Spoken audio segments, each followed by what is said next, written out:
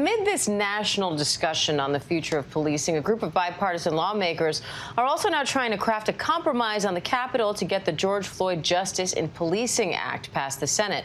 Former NYPD Chief of Detectives Bob Boyce and Marq Claxton, retired NYPD detective now with the Black Law Enforcement Alliance, are here for more on this topic. Thank you both for being here. I want to start by just first getting your thoughts on the conversation that we just heard. Mark, what stood out to you from some of those suggestions made?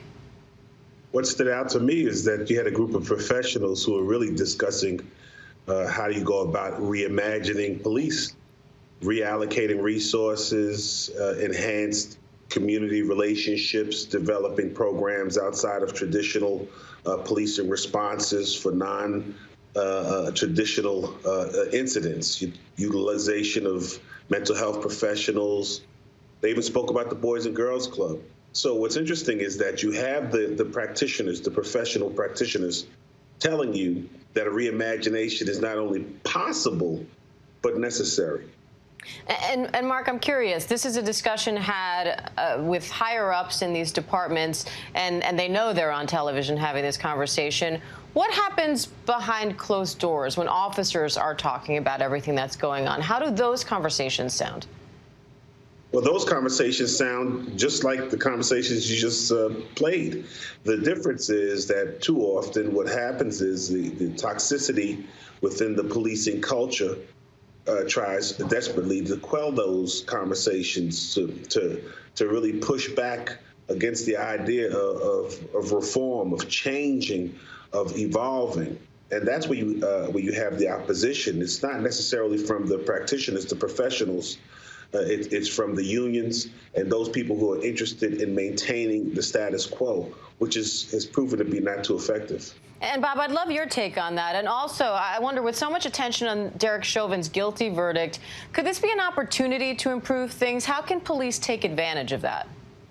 Well, I think, Diane, it's good to be here with you. Thank you. I think what we see now is that what happens elsewhere around the country affects us here in New York and also everywhere. So what happens in Minneapolis, what happens in Aurora, Colorado, affects us as how people deem how they look at us. I've long held that we need national standards across the nation. So these things, when you see something, they make sense to not only to us, to the policing, but also civilians as well, to see what's happening. All these incidents are terrible. But the fact of the matter is, there's a lot more where the police do a good job on these things. So I look at the Camden concept. He did a great job, the chief there. There's no question, talking about total transparency and accountability. So these things are important. I think these two bills in Washington are crucial for us to go forward. And I think the one in the House, the George Floyd Justice Bill, policing, and also the Justice Act by Tim Scott in the Senate, I think they could merge and come together and find some solid policy based on common sense and not knee-jerk. So Senator Scott has put forth a great bill. I see some great things in the George Floyd bill.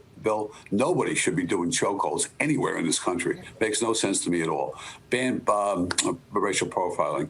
Get everybody body cams so it increases transparency. These things make sense. The president has called for May 25th for coming together of all the parties in Washington to come forward with this legislation. It needs to get done. And Mark, of course, these problems don't apply specifically to people of color or exclusively to people of color, but we do talk a lot about systemic racism, not just in policing, but in everyday life. So if this is something that's so ingrained in our culture, how do you change that among police? You change it by reshaping the dynamic, the paradigm in which these professionals operate in. And you do that, of course, legislation is a minor part of that, but more or less addressing and dealing with and acknowledging the culture that exists. And I have to go back to that because it's important for people to realize we have significant and substantive legislation on the books.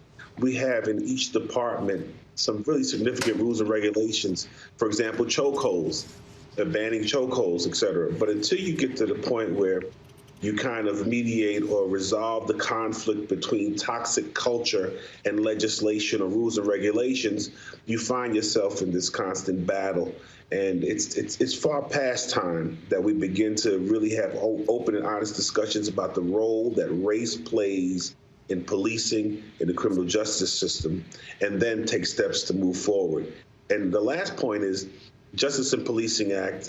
Many of us are very supportive of it. It's not necessarily as progressive as it needs to be, but I think for the most part, people really strongly believe that there should be no negotiation from that position, because it's not a far-gone, super liberal, progressive-minded bill as it is, and any negotiation just weakens it. Bob, most police officers are honest, hardworking people. So what can be done to make it easier for them to report people breaking the rules without being targeted themselves? Well, there's a couple of things you can do with that. First of all, every organization should have a mechanism in place to track and monitor problematic officers and then terminate them if they can't get retrained and turned around. And they should be held accountable towards that. Another issue is when I came on the job, we were taught to stop our partner from losing his temper or her temper, whatever the case may be. That's underway now. It should have been a part of training for a long, long time. It hasn't been. So we see now we want people to act because they will be held accountable if they don't act. So those things, we can go a long way to change the culture, as Marq said, and it needs to be changed. It needs to be, you need to be accountable towards these actions. All right, Bob Boyce, Marq Claxton, it's always great to have you both. Thank you for being here. Hi, everyone. George Stephanopoulos here. Thanks for checking out the ABC News YouTube channel. If you'd like to get more videos, show highlights, and watch live event coverage, click on the right over here to subscribe to our channel. And don't forget to download the ABC News app for breaking news alerts. Thanks for watching.